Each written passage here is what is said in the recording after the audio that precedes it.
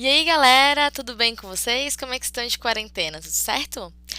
Continuamos hoje com a nossa aula sobre o utilitarismo, né, sobre questões éticas. Então, essa nossa aula ela é nada mais nada menos do que uma continuidade do módulo 40.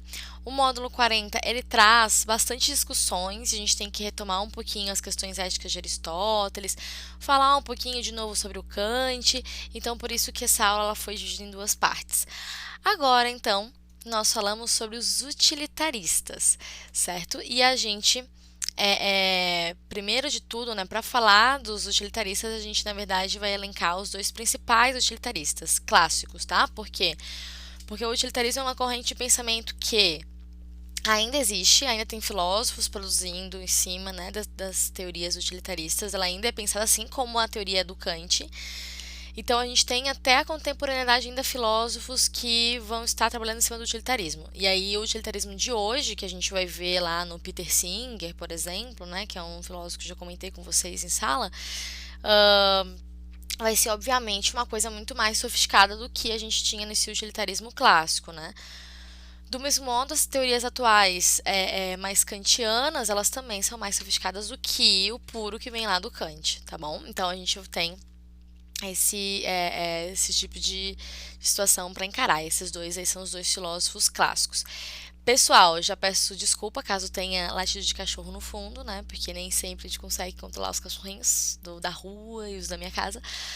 Então pode ser que às vezes dê um latidinho de cachorro aí pra vocês. Mas acredito que não, porque eu tento fechar tudo para que não atrapalhe a aula de vocês. Mas vamos lá.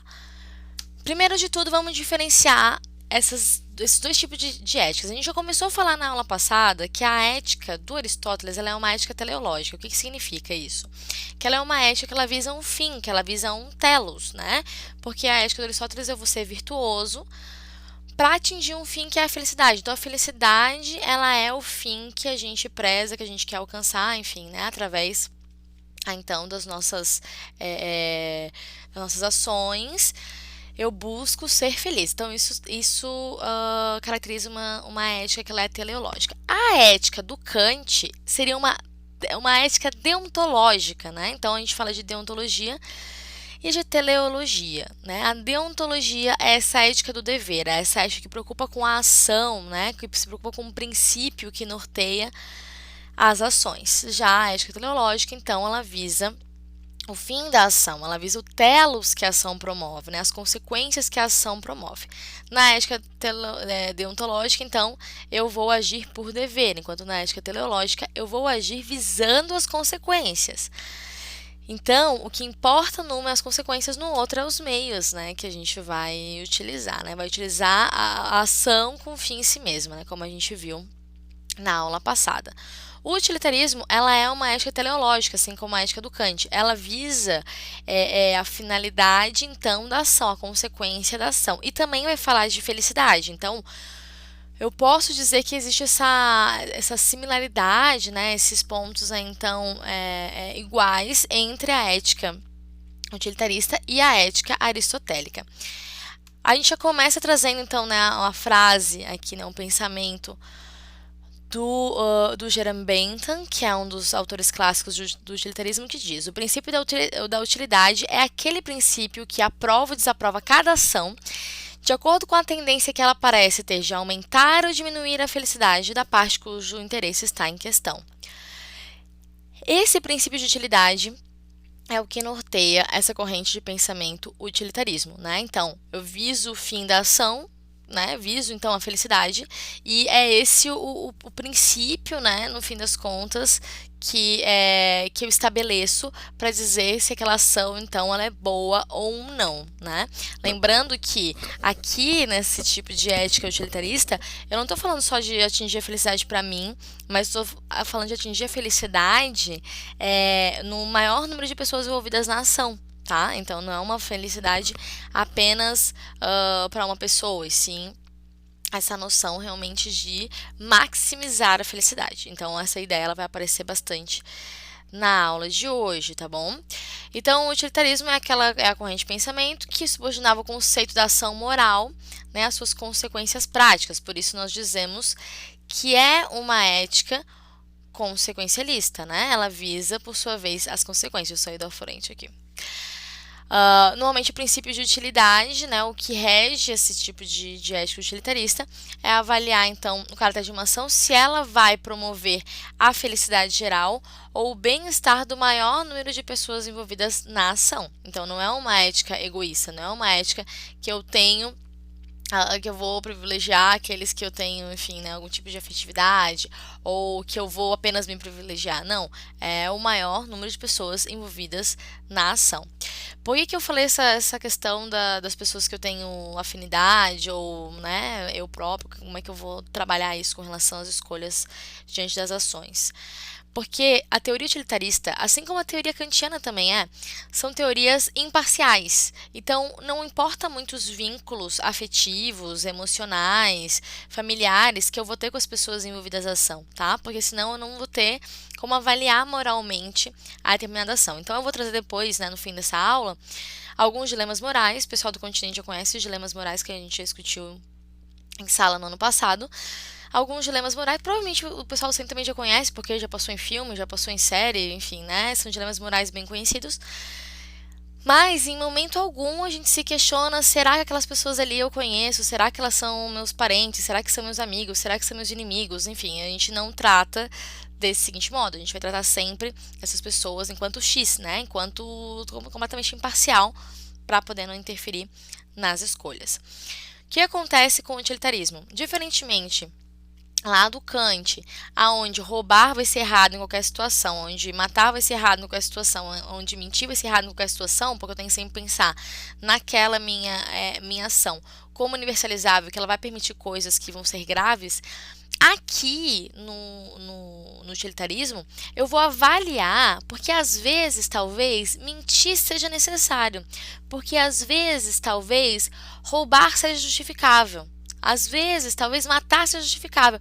Então, assim, nós temos uma situação aqui do utilitarismo que não dá para afirmar que uma coisa ela é certa ou errada sem analisar o contexto em que ela está inserida, né? Então, há diferença, sim, para o utilitarista entre roubar milhões para eu comprar lá uma lancha, ou, né, um iate, enfim, um sítio, ou roubar, então, um litro de leite, né, ou qualquer outra coisa. Então, há diferença, né, no contexto que a gente vai ter de um e de outro.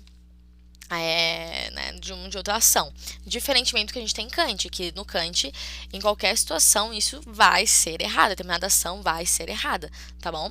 Então, a gente lança esses questionamentos, né? O que importa para o utilitarista? Sempre que o saldo for o mais positivo possível, sempre que eu tiver a felicidade geral, né, a felicidade do maior número de pessoas envolvidas na ação, se eu conseguir maximizar a felicidade, é uma coisa que torna aquela ação correta, tá bom? Então, é isso que basta aqui no utilitarismo. O Jeremy Bentham, então, ele na verdade ele é o pai do utilitarismo, né, mais que o John Stuart Mill, que é o que está sendo apontado, ele está no nosso livro fala um pouco mais do John Stuart Mill do que do Jeremy Bentham, na verdade. O Jeremy Bentham, ele é um cara, né, que ele vai estar, né, com esses princípios do utilitarismo. Ele então desenvolve essa ética hedonista. O que seria uma ética hedonista? Uma ética que visa os prazeres, né? Então, eu acreditar que o que me leva à felicidade são os prazeres. E então, quando ele está falando de maximizar a felicidade, ele está falando de maximizar os prazeres, né? De cultuar os prazeres. E ele vai associar normalmente a felicidade, o prazer, e a infelicidade, então a dor. Ele vai colocar algumas condições para a gente escolher os prazeres, que seriam com relação à intensidade, à duração, a certeza ou a incerteza que aquilo vai acontecer. Então, às vezes eu vou praticar um negócio achando que vai ter consequências positivas, mas às vezes tem consequências negativas. Então, assim, se eu tenho dúvida, é uma coisa que eu vou, né, talvez evitar de fazer, porque pode ser que as consequências sejam mais, né, danosas do que benéficas, né? A fecundidade, ou seja, será que esse prazer ele rende mais prazeres, ele rende mais frutos? Se sim, é um critério de escolha com relação a esse prazer, a essa ação, né? E a principal característica, a principal variável, então, analisada pelo Jeremy Bentham na hora de escolher os prazeres é a extensão. O que que significa? O maior número de pessoas, né? Quanto mais pessoas eu tiver sendo beneficiadas por esse prazer, é o suficiente, então, para eu escolher esse prazer. Entendeu? Então, isso aqui seriam critérios de escolhas dos prazeres, assim como os epicuristas, que também seguem uma ética hedonista, eles vão estar visando, né? Ah, o prazer é a felicidade, a dor é a infelicidade, eu vou buscar o prazer. Eles também criam critérios, porque tem prazeres que em demasia, por exemplo, vão causar pra gente mais danos, né? Então, eu tenho que, por sua vez, aí calcular. Tenho, por sua vez, aí, então, pensar como é que eu vou né, tratar desses prazeres que rendem mais maus frutos do que bons frutos, tá bom? Então, nós podemos dizer que a ética hedonista, utilitarista, né, do Jerome Bentham é uma ética quantitativa. Vai importar muito mais a quantidade de prazer, muito mais a quantidade de pessoas envolvidas do que necessariamente a qualidade, né? Então, tipo, todos os prazeres, para ele não tem diferença entre um prazer que ele é carnal e um prazer que é espiritual.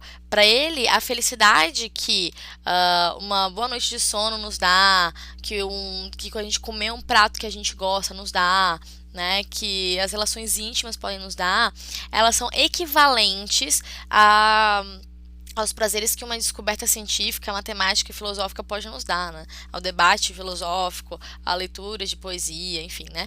Então ele vai colocar os dois no mesmo lugar, né? Ele não vai criar uma diferença dizendo que existem prazeres que são melhores que os outros. Não.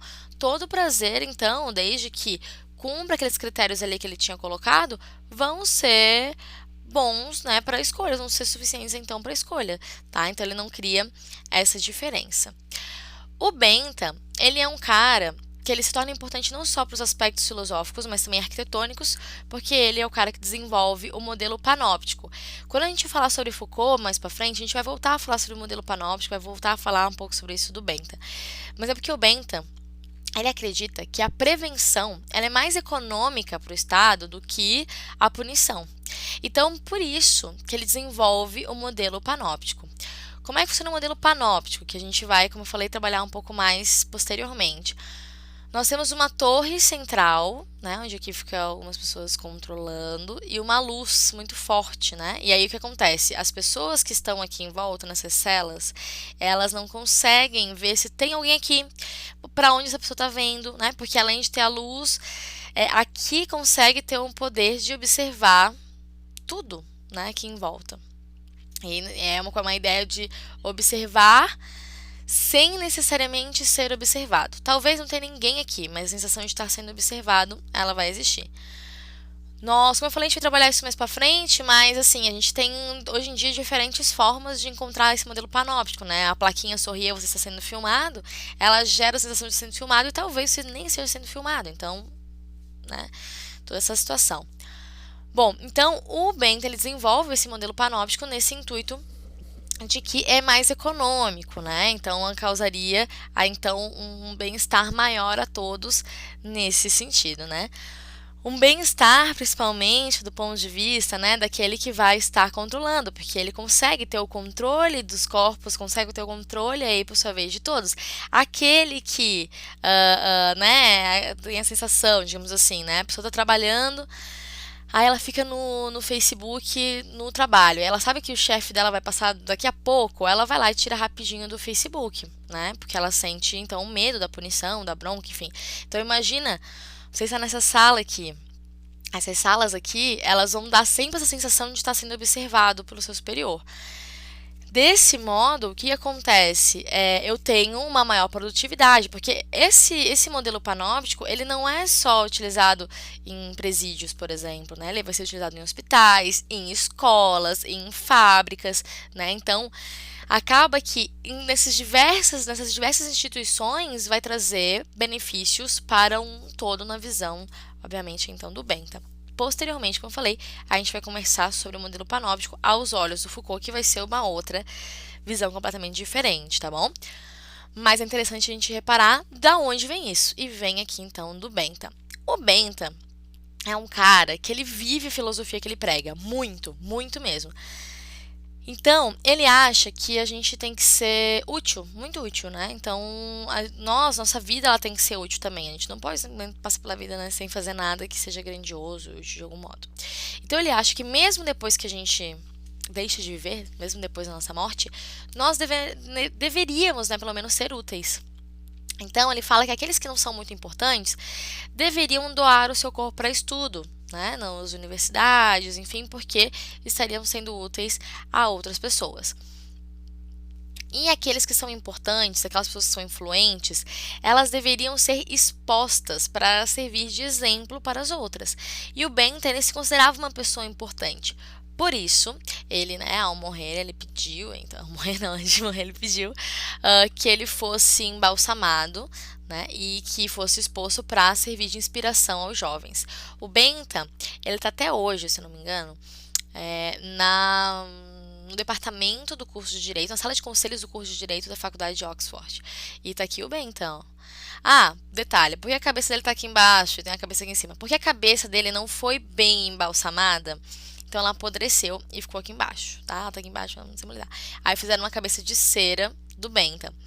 Inclusive, reza a lenda que uma vez, num protesto dos estudantes, os estudantes foram lá e roubaram a cabeça do Bentham e pediram algumas coisas em troca para devolver a cabeça do Bentham. E aí eles ganharam e devolveram a cabeça do Bentham. O Bentham sendo útil, né, em todos os momentos. Pessoal, então esse aqui é o menino Bentham. Não vamos sonhar com ele à noite, tá? Vamos tentar manter sem sonhar com ele à noite. O John Stuart Mill, ele também é um dos utilitaristas clássicos, mas ele não é o pai do utilitarismo como é o Jeremy Bentham. O John Stuart Mill, ele era filho do Mill, né? Do Mill pai, no caso. E o Mill pai, o pai de John Stuart Mill, era amigo do Bentham.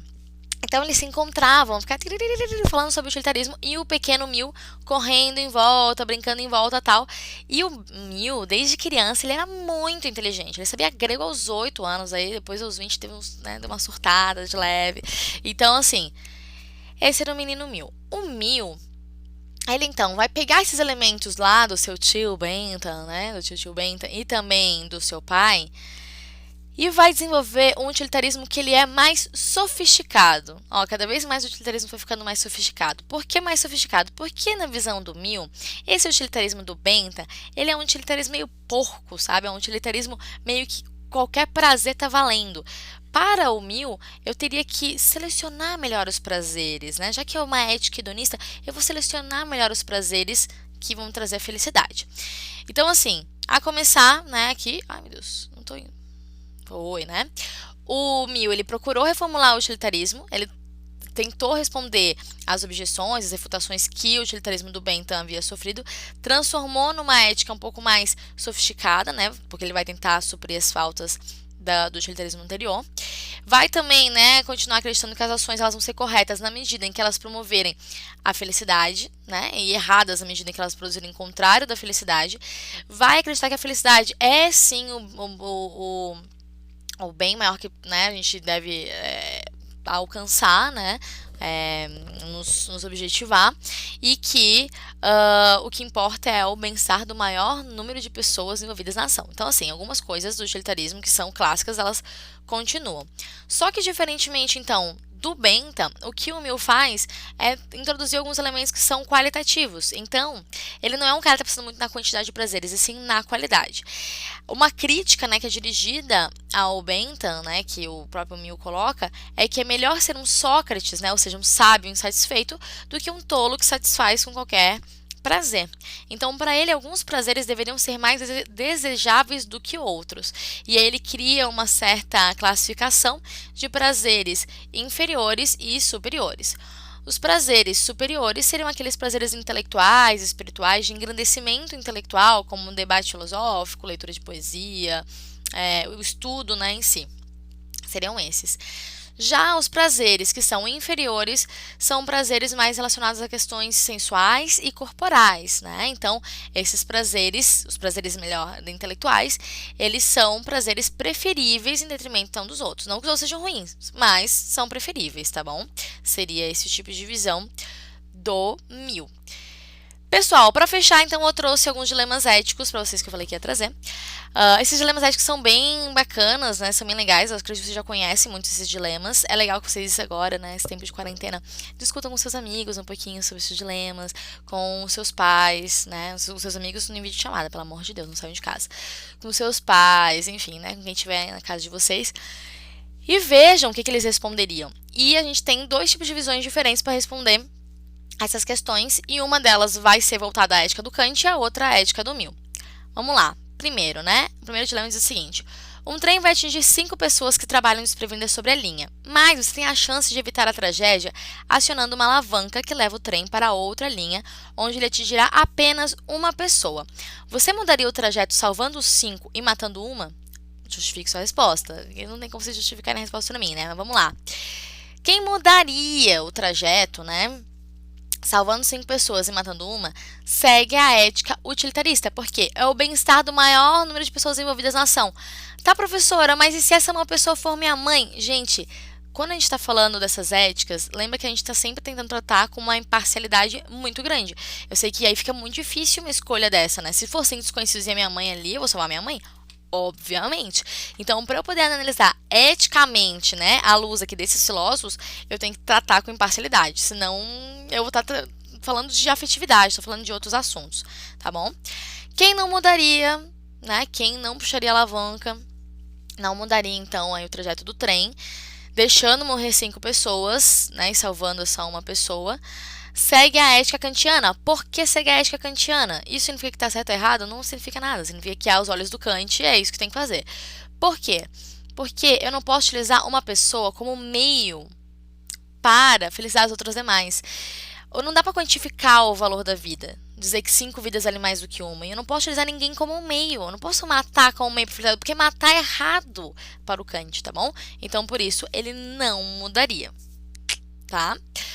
Vamos lá. Ai, professora, mas aí eu ficaria culpado. Gente, isso é questão de culpa, minha culpa, tal. Será que seria minha culpa, responsabilidade? A gente não discute em cima disso, porque essa ética, ela não tá falando da sua responsabilidade. Ela tá falando das consequências que vão acontecer ou de eu pensar na ação, mas não o sentimento que tu vai ficar, sua responsabilidade, será que a culpa é minha, será que eu vou preso, porque a gente não tá falando de uma ética voltada para si, né? Vamos lá, a 2 diz o seguinte: imagine a mesma situação anterior. Um trem disparado irá atingir 5 trabalhadores que trabalham desprevenidos nos trilhos.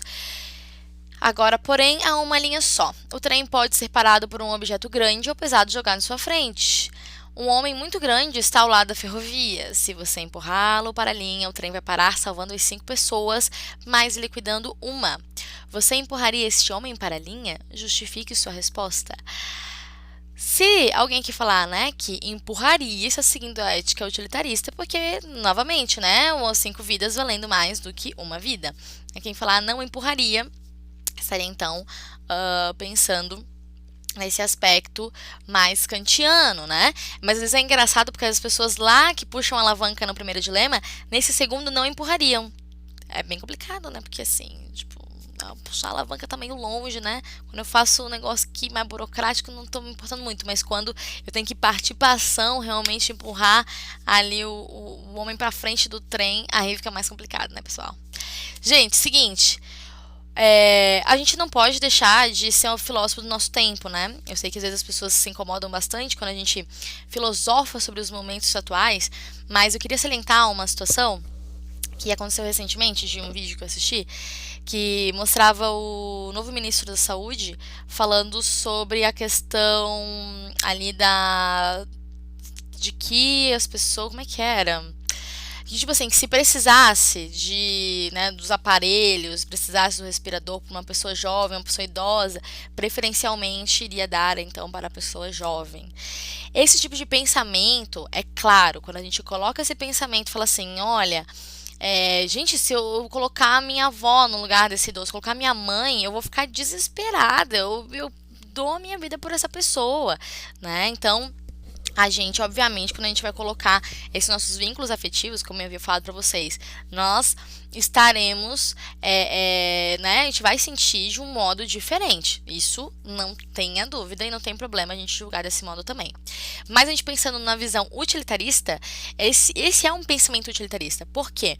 Porque, teoricamente, uma pessoa idosa, ela já, então, viveu várias coisas, e essa pessoa jovem, ela tem chance, sei lá, de se tornar um cara que vai descobrir a cura da AIDS, por exemplo, né? Então, na visão do utilitarismo, faria-se realmente esse tipo de coisa, tá? Isso significa que tá certo? Não significa nada, galera. Nem tá certo, nem tá errado. Simplesmente, a gente tem que considerar as coisas desses diferentes modos, tá? Quando eu tô falando de utilitarismo, esse tipo de pensamento, ele não vai estar equivocado. Ele vai estar, na verdade, de acordo com o que o utilitarismo prega. O utilitarismo clássico, né?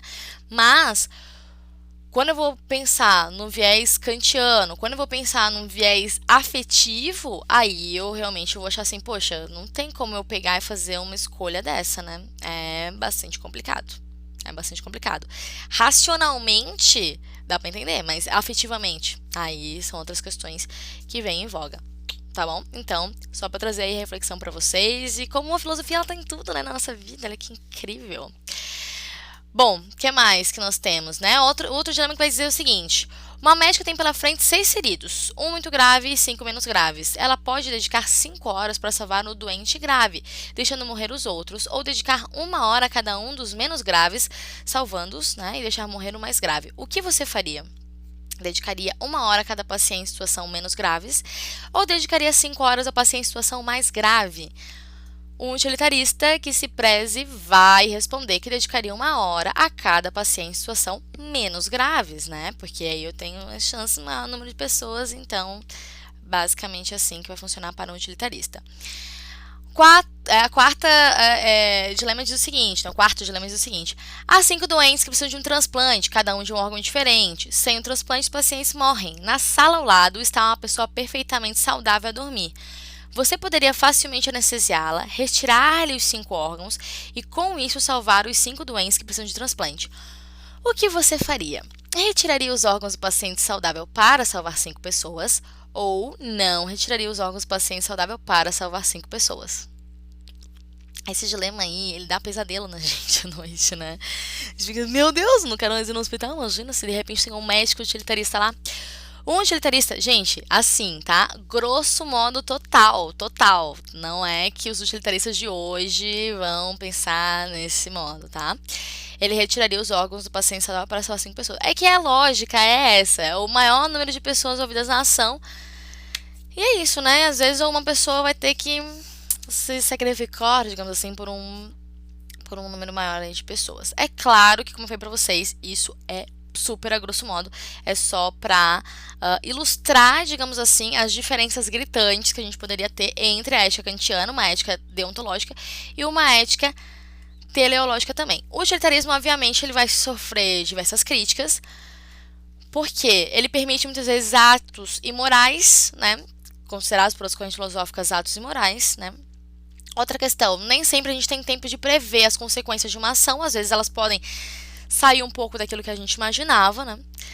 A previsão das consequências, por sua vez, ela é falível, nem sempre aquilo que a gente está, né, prevendo de felicidade, ela acaba sendo concretizada, e muitas vezes também o utilitarismo ele vai considerar o justo sacrifício de uma minoria para garantir a felicidade de uma maioria, e a gente, né, já tem até discussões em cima disso, né, com relação a esse sacrifício que é feito muitas vezes, né, de uma minoria em detrimento de uma maioria, tá bom? Mas lembrando que isso aqui, a gente tá falando de maioria e minoria numéricas, não é necessariamente eu tô falando de um poder que tá na mão da maioria, da minoria, enfim, esse tipo de coisa, tá bom? Pessoal, para fechar então, lista nos estudos, a lista 8, segunda série, Profilini, utilitarismo, módulo 40. Então, é uma continuação do módulo 40 e essa listinha para vocês. Pessoal, muito obrigada, uma boa semana para vocês, bons estudos, fiquem em casa, lavem as mãos e até mais.